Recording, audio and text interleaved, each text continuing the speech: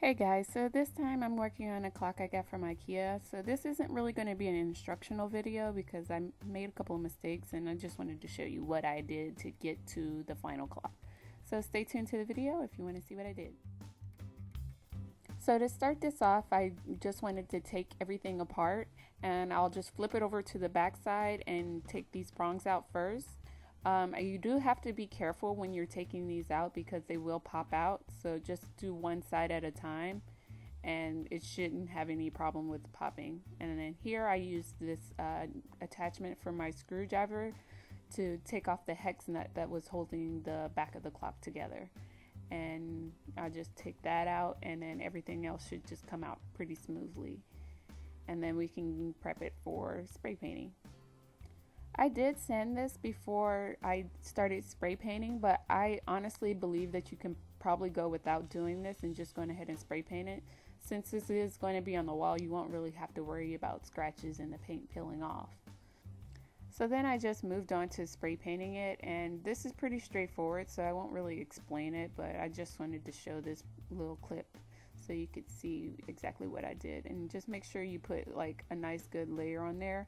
I would also suggest making sure that you do thin layers as opposed to what I did and just kind of thickly laid it on, because you will end up getting some drips in there. For this main part of the clock, I'm using this primer because it was the only white paint I had. So I'm just going to spray paint this all over, making sure I shake it well because that has been sitting for a while, and just, spray paint a nice thick layer of the primer on and just let it all dry just to cover up the numbers because I don't really want to use that since I'm going to be using something else to put on the inside. Since this is my first time trying this, I did want to do a little test piece to make sure it would actually work. And here I'm just taking one of the colors and spraying it on there, and then I'm taking my alcohol and spraying it over top. As you can kind of see, it didn't really do a whole lot. So I had to go back to the drawing board and figure out something that I already had to, I guess, get the look that I wanted. And I actually happened to have this clear like plastic sheet that I got from the quilting section in my craft store, and I tested a little bit on that and it seemed to work pretty well. It did stain it a little bit, so I was like, well, I guess I'll just have to use this. And I just got started and you start coloring in some parts.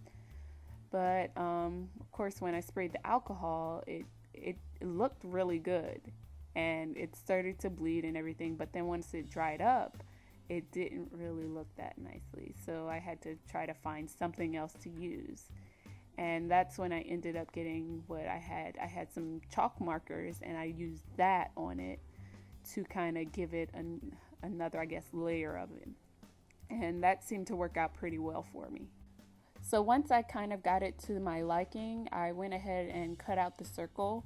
And I had to cut it down a couple of times because it was, of course, as big as the glass, and that's supposed to sit on top of the circle.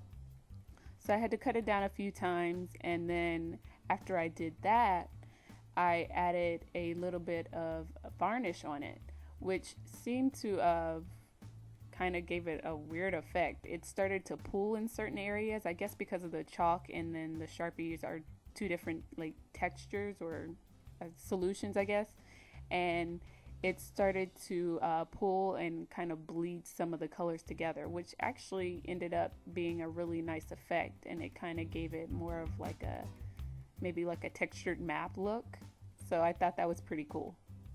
The last thing I did before putting the clock back together was taking my ruler and putting little marks so that you can know which time it was. And I just put the markings there using like little triangles in this paint pen that I got in gold. Then I just put everything back together, and this was my final clock, and I think it actually turned out pretty well considering I had no idea what I was doing. Thank you guys for watching. I'll see you in the next one.